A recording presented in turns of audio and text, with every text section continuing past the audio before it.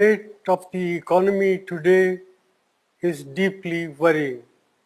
The last quarter's GDP growth rate of 5% signals that we are in the midst of a prolonged slowdown. India has the potential to grow at a much faster rate, but all-round mismanagement by the Modi government has resulted in this slowdown. It is particularly distressing that the manufacturing sector's growth is tottering at 0.6%. This makes it very clear that our economy has not yet recovered from the man-made blunders of demonetization and a hastily implemented GST. Domestic demand is depressed and consumption growth is at an 18-month low. Nominal GDP growth is at 15 years low. There is a gaping hole in tax revenues. Tax buoyancy remains elusive as businessmen, small and big, are hounded and tax terrorism continues unabated.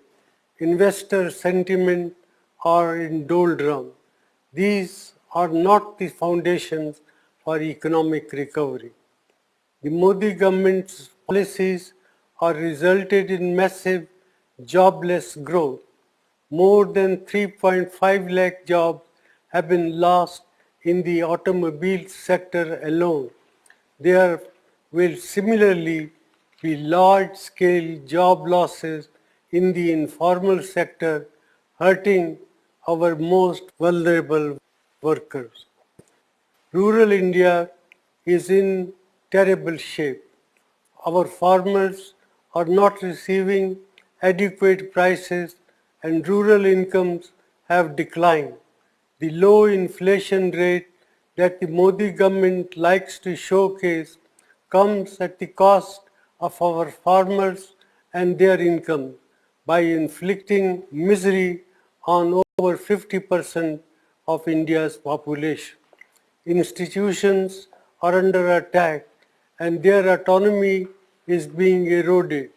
The resilience of the Reserve Bank will be tested after its record transfer of rupees 1.76 lakh crores to the government, which claims that it does not have a plan on what it will do with this windfall. In addition, the credibility of India's data has come under question under this government. Budget announcements and rollbacks have shaken the confidence of international investors. India has not been able to increase the exports to take advantage of opportunities that have arisen in global trade due to geopolitical realignment. Such is the state of economic management under the Modi government. Our youth, our farmers and our farm workers, entrepreneurs and the marginalized sections deserve better. India cannot afford to continue down this path. Therefore, I urge the government to put aside vendetta politics and reach out to all sane voices and thinking mind to steer our economy out of this man-made crisis.